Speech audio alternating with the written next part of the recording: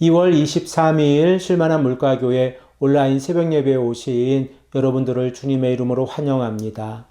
오늘 우리들은 이사야서 33장 3절에서 6절의 말씀을 근거해서 여호와를 경외함이 가장 귀중한 보배입니다 라는 제목을 가지고 함께 하나님의 말씀을 생각해 보겠습니다. 이사야서 33장 1절에서 6절의 말씀 가운데에서 아수르를 향한 하나님의 심판의 메시지는 남은 자들의 신앙의 고백과 연결이 되어져 있습니다. 아수르는 자신들을 대적할 민족이 없었기 때문에 다른 민족들을 학대하고 속이는 일을 벌이고 있었습니다. 그러나 아수르가 하나님 앞에서 심판을 받게 되어지는 그 날에는 아수르가 학대를 당하게 되어지고 속임을 당하게 될 것이다 라고 말씀하고 있습니다.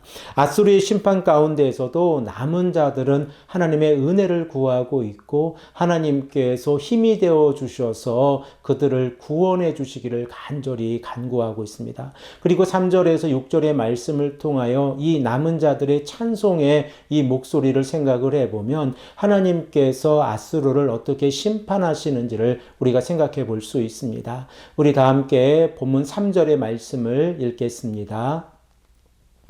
요란한 소리로 말미암아 민족들이 도망하며 주께서 일어나심으로 말미암아 나라들이 흩어졌나이다.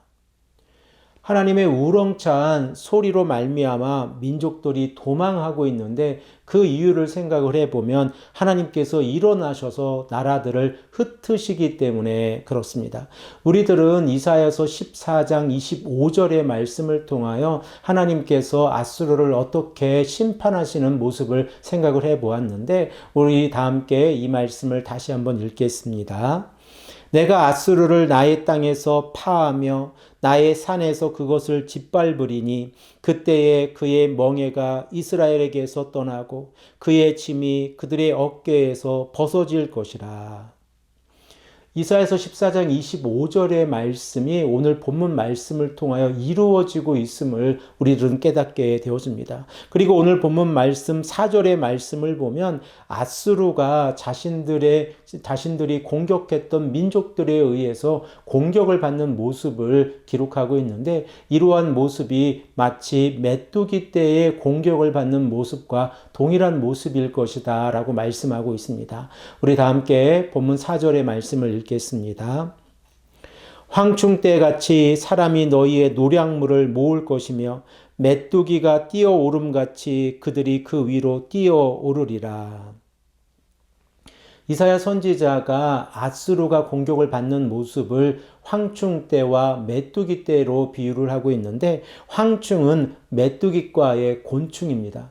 그리고 고대 근동의 사회 가운데에서 메뚜기떼가 가지고 있는 그 힘이 얼마나 강한지를 그들은 체험적으로 알고 있었습니다. 그리고 이 메뚜기떼가 지나간 지역이 황폐하게 되어진다는 것을 그들은 알고 있었는데 역사적인 기록들을 생각을 해보아도 메뚜기떼가 한번 지나간다고 하는 것은 1000제곱킬로미터에 이르렀다고 합니다. 그리고 1제곱킬로미터당 이 메뚜기 4천만 마리가 그 자리에 있었다고 생각을 해보면 이 메뚜기떼와 황충떼가 지나감같이 아수르가 공격을 받는다는 것은 하나님께서 아수르를 얼마나 심각하게 다루고 계시다고 하는 사실을 우리들은 깨닫게 되어집니다. 그리고 우리가 더 놀라게 되어지는 것은 이러한 아수르를 향한 하나님의 심판이 하나님께서 친히 이 땅에 내려오셔서 하시는 일이 아니라 높은 곳에 계시면서 하나님의 정의와 공의가 이 땅에서 이루어지고 있다는 사실을 깨닫게 되어집니다. 우리 다 함께 본문 5절의 말씀을 읽겠습니다. 여호와께서는 지극히 존귀하시니 그는 높은 곳에 거하시며 정의와 공의를 시온에 충만하게 하심이라. 하나님께서 높은 곳에 계시면서 하나님의 정의와 하나님의 공의가 이 땅에서 충만하게 되어질 것이다 라고 말씀을 하고 있습니다. 이렇게 하나님의 정의와 공의가 충만하게 되어졌을 때 악인들에게는 심판의 자리가 되어지고 의인들 곧 남은 자들에게는 하나님의 구원의 시간이 되어진다는 것을 우리들은 깨닫게 되어집니다. 결과적으로 하나님께서 아수르를 심판하실 때에 그들은 황충과 메뚜기 떼가 지나감 같은 그러한 심판의 모습을 받게 될 것이고, 그리고 남은 자들은 하나님과의 관계가 회복이 되어져서 샬롬의 관계로 바뀌어지게 되어지고 영원한 평안과 안전을 누리게 되어진다는 사실을 우리들은 깨닫게 되어집니다. 이렇게 하나님의 정의와 공의가 실현되어졌을 때에 하나님께서는 자신들의 백성들을 구원해 주시고 지혜와 지식을 허락해 주시겠다라고 말씀하고 계십니다. 그 결과 여호와를 경외함이 어떠한 모습으로 나타나고 있습니까? 우리 다 함께 본문 6절의 말씀을 읽겠습니다.